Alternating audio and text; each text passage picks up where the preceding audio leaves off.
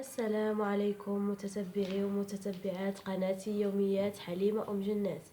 كيف ما كنوعدكم دائما بالجديد، اليوم ان شاء الله غادي نقدم لكم كيفاش تصايبوا الحامض مرقد اولا الحامض مصير بلا ما يحتاج اننا نشريه من المحلات. كيف ما كتعرفوا كتكون مضافه ليه مواد كيميائيه، من الاحسن اننا نصايبوا في البيت ديالنا. هو الان الحامض متواجد في جميع الاسواق وبثمن مناسب، لان هذا الفصل ديالو علاش ما نرقدوش بوحديتنا في الدار ونستعملوا حاجه طبيعيه احسن من اننا نمشيو نشريو حاجه مضاف اليها مواد كيميائيه. دابا غادي نحتاجو باش نرقدوا الحامض مصير. عندنا الحامض كيف ما كتشوفوا، عندنا قليل من الزيت روميه والملح وقراعي محكمه الاغلاق تكون كتسد مزيان. غادي ناخذ الحامض ديالنا نحيد ليه الراس بحال هكا. انا غسلته من قبل، غادي نفلحو على 4 بهذا الشكل هذا هكا. انا فلحته على 4. غادي ناخذ الملحه وغادي نعمرو بالملح بهذا الشكل 4 ديال الفلحات اللي درت هكا. غادي ندير في القرع.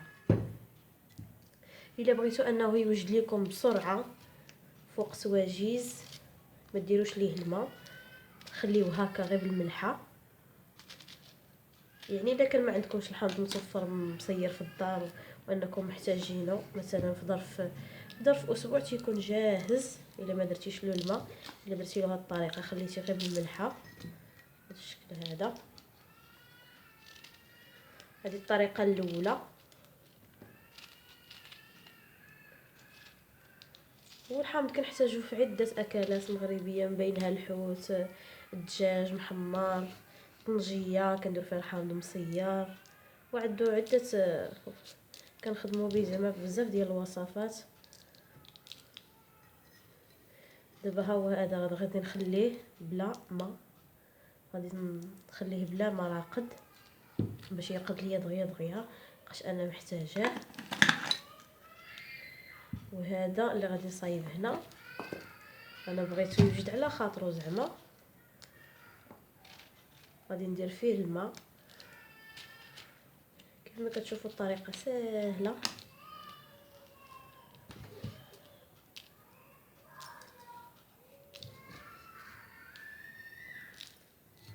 فانا غادي نعمر القرعه ديالي بالحامض وندير فيها الماء ونعاود نرجع لكم.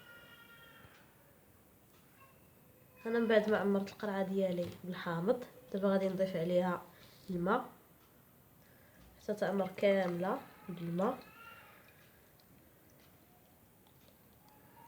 ومن بعد غادي نضيف شويه الزيت الروميه باش ما يغمرش ليا الحامض ديالي من الفوق.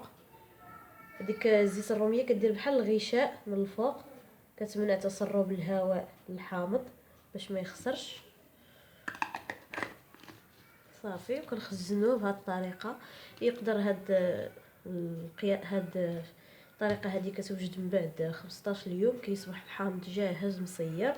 وهذه اللي ما فيهاش لا ماء لا والو، من بعد سيمانه بامكانك تفتحيه وكتلقاي الحامض ديالك موجود وكيجي زوين وكيجي هائل.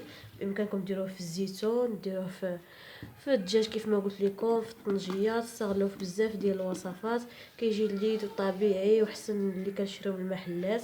كنتمنى تجربوه وينال اعجابكم وتحتفظوا به ان شاء الله ويعاون ينفعكم في المطبخ ديالكم. واستودعكم الله الذي لا تضيع ودائعه، وفي وصفه اخرى ان شاء الله. الى اللقاء.